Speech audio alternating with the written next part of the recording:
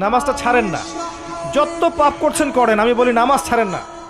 ইনশাল্লাহ একদিন নামাজই আপনাকে পাপ থেকে বের করে আনবে ইনশাআল্লাহ।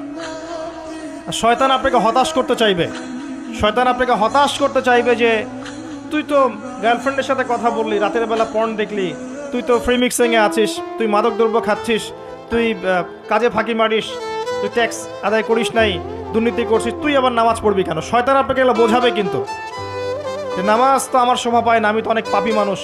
এই ধোকায় পা দিবেন না।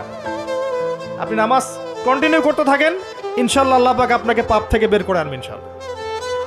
ওই নামাজটা যদি ছেড়ে দেন তাহলে আর কোনো হাতিয়ার বাকি থাকবে না। আর আপনি যত পাপ করেন না কেন মায়ুস হবেন না, মন ছোট করবেন না। আপনার একটা সেজদা, যে সেজদা আপনি চোখের পানি ঢেলে দিয়েছেন আল্লাহর কাছে, যে আল্লাহ আমার ভুলগুলো তুমি মাফ করে দাও, আমার তওবা তুমি কবুল করো, ইনশাল্লাহ দেখবেন ওই একটা সেজদা যদি কবুল হয়ে যায় আল্লাহ পাক আপনার সব গুনাহ মাফ করে দিবেন ইনশাল্লাহ। হতাশ হবেন না। শয়তান হতাশ করতে চাইবে মানুষকে, শয়তান মানুষকে হতাশ করতে চাইবে। এমনকি আপনার যদি পাহাড়ের পরিমাণ ঋণ থাকে, ওই ঋণ শোধ করার ব্যবস্থা আল্লাহ পাক করে দিবেন ইনশাআল্লাহ। হতাশ হবেন না, নামাজ ছাড়েন না।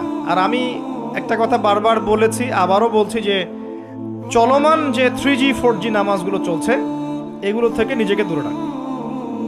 সব এখন ডিজিটাল, নামাজও ডিজিটাল।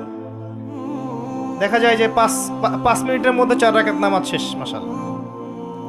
ইমাম সাহেব যদি 10 মিনিট পড়ায় দেয় তাহলে তো তার চাকরি নট। বোঝেন না? এত তারা, আমার সময় নাই, আমরা ব্যস্ত মানুষ, এত সময় লাগে নামাজ পড়তে? ইমাম সাহেবকে বলছে, কমিটি ইমাম সাহেবকে চার্জ করছে, অথচ ইমামের উচিত তাদেরকে চার্জ করা। উল্টে গেছে এখন আর কি। ওইদিকে আসবো আমি। দাসী তার মনিবকে জন্ম দিবে, মানে সমাজের ন্যায় অন্যায়, ভালো মন্দ, হক বাতিলের মানদণ্ড উল্টে যাবে। দাসী কখনো মনিবকে জন্ম দেয়?